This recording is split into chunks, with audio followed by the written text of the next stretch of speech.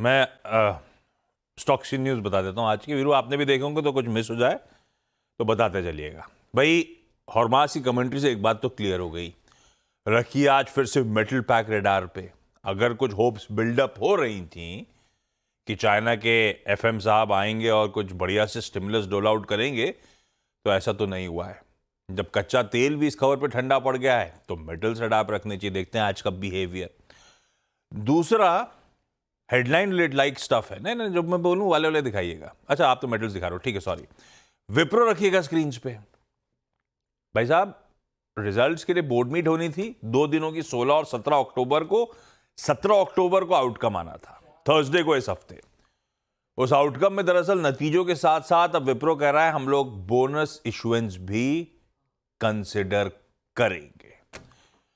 Avenue supermart, Saturday को numbers आने थे, अपने पास Q2 का अपडेट ऑलरेडी आया हुआ है।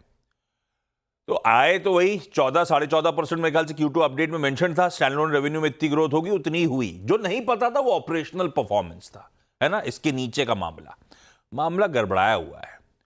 14.5% आय बढ़ी तो इबिटा केवल 0.9% बढ़ा। मार्जिन करेक्ट हो गए, 40 बेसिस पॉइंट घट के 7.6% पे आ गए। तो अगर सिर्फ ऑपरेशनल रह गया था तो ऑपरेशनल थोड़ा सा ठंडा ही परफॉर्मेंस है। HAL, हिंदुस्तान एरोनॉटिक्स को रखिएगा। फाइनेंस मिनिस्टर ने अप्रूव कर दिया है अपग्रेडेशन HAL का।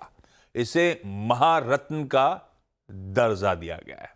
तो 14th सरकारी कंपनी जो अब महारत्न के लिए अपग्रेड हो गई। महारत्न मतलब यार एक क्लासिफिकेशन का मतलब, जैसे जैसे ऊपर जाते जाते हैं उतना मैनेजमेंट के पास बैंडविथ, पावर, डिसीजन लेने की मौके मिलना शुरू हो जाते हैं। तो अच्छी खबर तो है ही है भाई, ले दे के।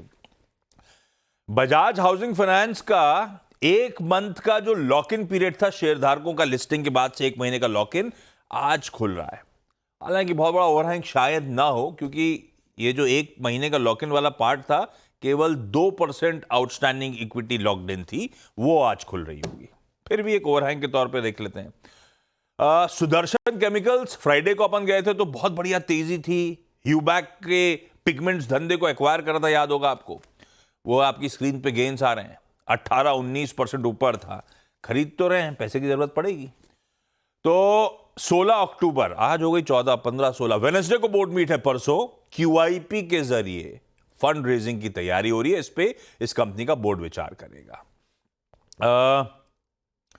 JSW एनर्जी, इसने Maharashtra state electricity distribution company के साथ एक एनर्जी स्टोरेज फैसिलिटी के लिए करार करा है, 1500 मेगावाट की पम्प्ड हाइड्रो स्टोरेज की।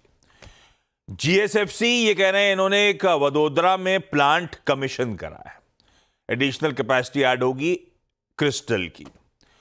सूला विनयार्ड्स के भी बिजनेस अपडेट आए, नतीजे नहीं, बिजनेस अपडेट आए, फीके से लग रहे हैं। आय 1.25% गिरी। ओन ब्रांड्स का मतलब खुद के ब्रांड्स की रेवेन्यू केवल 0.3% बढ़ी। वाइन टूरिज्म जो है, मतलब वो वहां जाके सूला विनयार्ड्स में अगर आप कंज्यूम कर रहे हैं, खा पी रहे हैं, वो वाइन टूरिज्म है उनका बिजनेस, 1.25% वो बढ़ी साल दर साल। तो बिल्कुल फ्लैटिश, नो ग्रोथ क्वार्टर कह लीजिए, ऐसा दिख रहा है इस बिजनेस अपडेट के बाद। तो ये कुछ इंटरेस्टिंग स्टॉक्स जो रडार पर रखने हैं। मैं एक काम करता हूं, छोटा सा ब्रेक लेता हूं यहां पे।